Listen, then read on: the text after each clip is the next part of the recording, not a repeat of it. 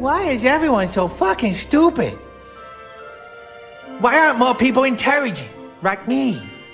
How many you got chicken fingers? You got the whole deal. I went the route of making sure I had the hamburger.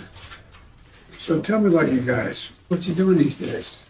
Why don't you share about your passion in sports? I'm playing AAU basketball right now. Are you really? Are you guard? Yes, sir. Now, what grade are you in? 7th grade. 7th grade. Right now I'm just doing basketball, playing guard on the JV team for my school. How about in school? How y'all doing in school? You should tell the president about the school. Favorite thing about it is the business academy I'm in. You get to like travel, so we've been to like NC State, Wake Tech, and You're kidding me. yeah, we went to this small dry cleaning business, and it's cool. It's a great experience. I'm impressed. Hey, bro, come on now, dawg. Come on, man. Is that a new program at the school? Yes, sir, it is. It just started just a couple of years ago. You know how much this guy loves you. You just feel it, can't you? Yes, sir. Your dad jumped in front of a bullet for you. By the way, we dads are hard to raise. Once you're a teenager, we're hard to raise. So you gotta be patient with us, you know what I mean? Yes, sir. Go patient. Ooh! Ah! Why do I have a problem with this? First of all, we all know about racial tropes, do we not? Racist tropes. You ever heard of that? Where people sit up there and try to use things to intimate something else of a racially insensitive nature. So black folks with the president and fried chicken ain't the greatest look. That's number one. Number two, President Biden, respectfully, I gotta ask you this question. What the hell are you doing eating fried chicken? You're 81. What 81 you know is munching on fried chicken? You ain't been in the greatest health in a lot of people's eyes, you know. So eating some fried chicken ain't the greatest look. Thirdly, y'all knew Fox News and other networks jumped on that, right?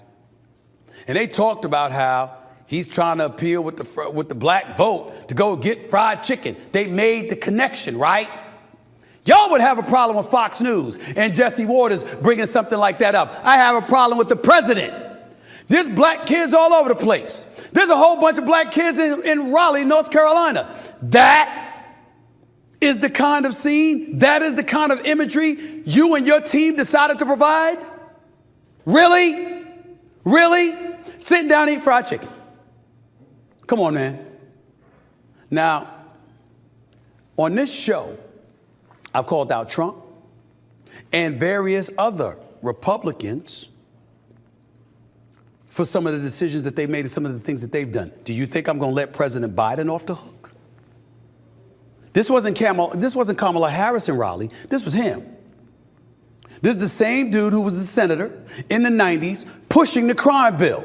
You know that crime bill that led to mass incarceration for an inordinate amount of black folks that Bill Clinton himself and others in the Democratic Party lamented? Well, who was more of a culprit in that regard than Biden? I recognize what he's done for HBCUs. I recognize what he's done for infrastructure. I recognize what he's done for forgiveness of student loans. I recognize these things. I'm not trying to expel or expunge the good that he has done. But this imagery, I want to know who the hell came up with that idea. Some people are really fucking stupid. Last year, a sadistic illegal alien criminal who was released into our country by Joe Biden was arrested for raping an 11-year-old girl and strangling her to death in Pasadena, Texas. And shortly before she was murdered, she texted her father that someone was knocking at the door. He arrived home from work and found his daughter's body stuffed in a laundry basket underneath the bed. Horrible. Crooked Joe is the blood of countless innocent victims. It's so many stories to tell, so many horrible stories. 3 years ago, we had the most secure border in history. Brandon was saying it. The general was saying it. We had the most secure border, and people weren't coming because they knew they weren't going to get in.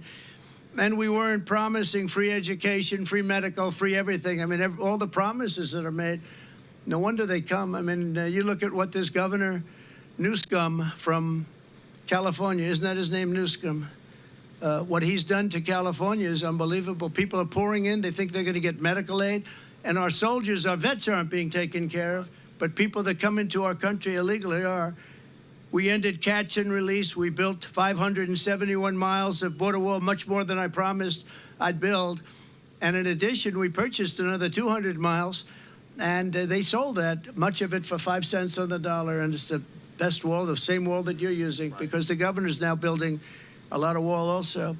And it works. Walls work. Walls and wheels, I always said. It's one thing never gets obsolete, a wall and a wheel. Everything else is obsolete about 2 weeks after you come up with it. And we got Mexico to give us 28,000 soldiers to take care of our border. We had the safest border in the history of our country. And now, outside of this area where Texas has done an amazing job, and in a pretty short period of time, they're going to have it all covered. They have just been incredible. The operation that they showed me is nothing less than incredible. And I'll say this, it's a military operation. I mean, we have this is like a war. It's a military operation. So we had remain in Mexico. Remember that? You can't come into our country, and Mexico agreed to it. And I'll tell you someday, I'll tell you why. Safe third agreements, asylum bans, Title 42, and rapid removals. But Title 42 was so important, rapid removal so important. But the best was remain in Mexico. You stay in Mexico. We had catch and release in Mexico. We had catch before that. It was catch and release a criminal, and they released him in the United States. We had no more catch and release. Our catch and release was we released him in Mexico. And if you broke the law, we caught you, we deported you, or we did something else. But we were doing a great job, and that's where it stood. And then we had an election that we ended up getting many millions of more votes than we did. We did much better in 2020 than we ever even thought about doing in 2016. And very bad things happened. And from that moment on, it was a whole different ballgame in Texas and all over. But the governor in Texas picked up the ball, and they've done an incredible job. And I'll tell you, it's an honor to be here. I brought some people here, some executives from New York, because they're marveling at it, too. And you're doing your job. Now we have to find out what's going on the side, each side, because Arizona's not doing their job. You have a Democrat, liberal, or more than that, governor that probably doesn't want to do anything. So people are just pouring in through Arizona, and they're pouring in through the beautiful state, the once beautiful state, still beautiful, I guess, but they have a lot of crime and a lot of problems, California, because the governor's not doing his job in California. He's doing a terrible job. He talks a good game. You know, he talks about how wonderful things are, but he's wrong. And they have a big outflow of people that pay taxes, people that don't commit crime. They're leaving. A lot of them are leaving. So I just want to thank the governor. I want to thank this incredible group of talent behind me. And we just went through something very, very special. We did a tour, and we did it through all sorts of cameras. They're all over the place. I don't know. They're in the sky. They're in satellites. They're on the top of those light poles. They're all over the place. And you really have it done. And I'm very appreciative of it, Governor. You did a great job, and you're my friend. And it's an honor to have your support and your endorsement. And likewise, me to you. Thank you very much. Great to be here. Thank you. Well, first of all, thank you, President Trump, for being back in Texas. You being here shows that today is a day of an extraordinary contrast. We have President Trump back in the state of Texas, literally on the border itself, a place that he's been to many times, talking about all the things that he's done to secure the border. At the very same time, we have President Biden down in Brownsville, Texas, which was an obligatory visit by him. He'd never been to the border. In fact, I don't think he's on the border itself right now. He's in some sanitized location in the Brownsville area, not seeing the razor wire that Texas has put up around Brownsville. And he announced that he was going to Brownsville after it was already known that President Trump was coming to the state of Texas. It just goes to show that Biden does not care about either Texas or the border and what's going on. As a result, you see a disaster. The United States of America is dealing with more deadly consequences than we have in our entire lifetime because of Joe Biden's policies on the border. And it did not have to be this way. As President Trump just talked, there were 4 policies that he put in place that led to the lowest illegal border crossings in about 4 decades. The end of catch and release, the Title 42 policy, the Remain in Mexico policy, and building the border wall. All Joe Biden had to do to secure the border was to keep in place what President Trump put in place in the first place. But instead, what Joe Biden did, he signed executive orders eliminating all of the effective policies that President Trump put in place. And then Joe Biden did something even worse. Joe Biden lied to America when he told America that he needed Congress to pass laws for him to be able to do something about the border. Because there are 3 laws that Congress has already passed that are on the books right now that Biden could and should enforce. One is a law that requires the Biden administration to deny illegal entry into the United States, like what Texas is doing right here and like what President Trump did. He's not denying illegal entry. President Biden is aiding and abetting illegal entry. Secrecy. Well, who were these men? Senator Nelson Aldrich, who was the Republican whip in the Senate. Aldrich was a business associate of J.P. Morgan. He was the father-in-law to John D. Rockefeller, Jr., which means, of course, that eventually he became the grandfather of Nelson Rockefeller, our former vice president. The second person at the meeting was Abraham Piatt Andrew, who was Assistant Secretary of the Treasury. Frank Vanderlip was there. He was the president of the National City Bank of New York, which was the largest and the most powerful of all the banks in the country. Representing the financial interests of William Rockefeller, Henry Davison was there. He was the senior partner of the J.P. Morgan Company. Charles Norton was present. He was the president of the First National Bank of New York, which was another one of the giants. There was Benjamin Strong, who was the head of J.P. Morgan. A lot of shit pissed me off. Like, we got Joe Biden going and having lunch with a black family. He decides to bring chicken to the family. He decides to have a meeting with a black family, and he didn't go get Popeyes. He went and got Chick-fil-A. So obviously he doesn't know black people at all, right? You went and got white people chicken. Nigga, you know we fuck with Popeyes? No. But this is the bullshit and hypocrisy, the politics that we don't even want to even deal with, and we see shit like this going on in politics. What the fuck are you doing, Joe Biden? Eating chicken at 82 years old with a black family. If I don't see one of these kids get put through college, I don't want to hear this shit. If I don't see one of these kids get a fucking scholarship, if I don't see one of these kids get put in a summer camp for basketball, if I don't see one of these kids benefit from having dinner with this old motherfucker, this, man, I think Stephen A. already said enough. But now we got Trump and Governor Abbott, which I respect, them trying to slow this de-escalation of the economy down. They're trying to slow down the immigrants from inflating all the currency in this fucking country. And then once the bubble pop, we'll be fucked. You know what I'm saying? He's trying to slow it down. He's trying to bring the dollar back to a stable level where we can actually use it and, be profitable in America. This shit right here is a disgrace, man.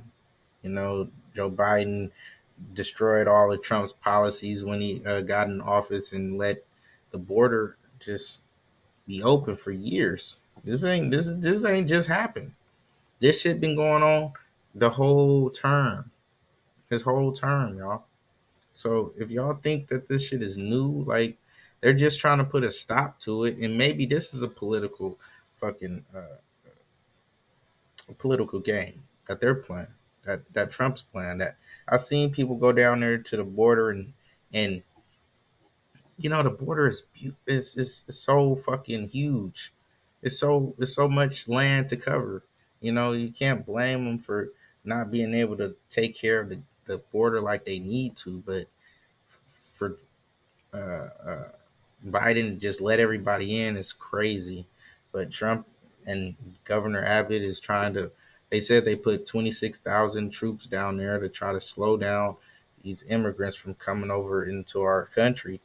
I mean, I can't just go into Mexico and start living. So, it'll be illegal and I'll be deported and everything else. They're not letting people just go into Mexico and live.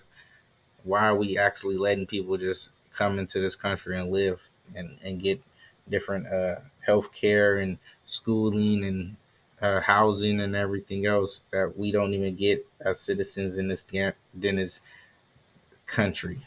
It doesn't even make sense that we can't even get these simple things done as we live in this country for years, pay taxes for years, be subject to these bullshit that you guys put us through. I can go into all kind of redlining or dumbass taxes you guys put on us, and just unnecessary things that we have to go through. High ass insurance, the zip code we live in, you get extra taxed and shit like that. It's just ridiculous what we go through in this country. But at the end of the day, we still got to see Joe Biden opening up the border, throwing these people in here, and we got to see Trump and them go down there. And maybe this is just a political game. I don't know. These people are tricksters. You know what I'm saying? Trump was in the office for 4 years. Did we really see any real change?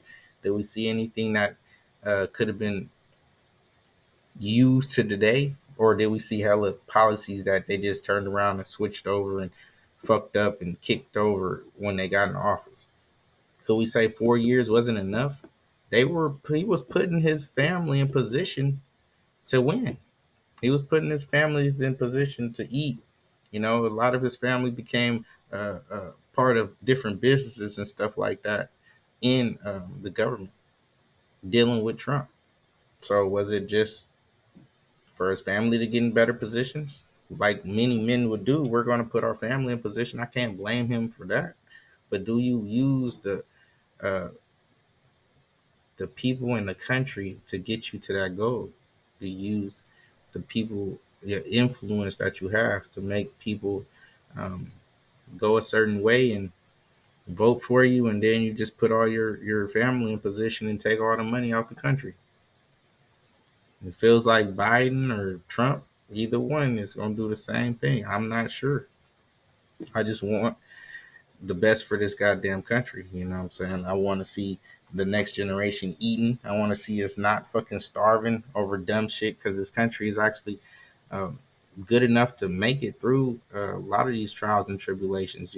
Corona, you see what we already kind of recessions and depressions. We could make it through a lot of this bullshit. We're real resourceful. But at the end of the day, we can't have these politicians constantly trying to drain us, constantly trying to see us downtrodden and looking like Venezuela and this motherfucker bankrupt, having to spend 100,000 for a loaf of bread. This is what they want this country to end up like, and it's just sad. It's sad that we got to live through these times. It's sad that we got to watch our kids go through this shit and not being able to afford certain things because of all these different policies and taxes, and rent and the PG&E and everything else. This country could be thriving and everybody in it could be thriving. It's like we could be real superpowers when we leave this country. Like anybody in the world would know that Americans is rich. Everywhere we go, we could be rich, but we actually, most of us can't even afford to leave this country if we wanted to. Most of us can't even afford to take a vacation for a week. We will be in the hole. Like, it's fucked up that America is all tore up like this. I feel like we're strong enough to have our country really eating, and open up these pipelines and get all this shit going, bring the fucking car industry back, bring a lot of our resources back to this country instead of outsourcing everything and trying to deflate the dollar. it is what it is. Silence is acceptance, and we ain't having it. Like, comment, subscribe.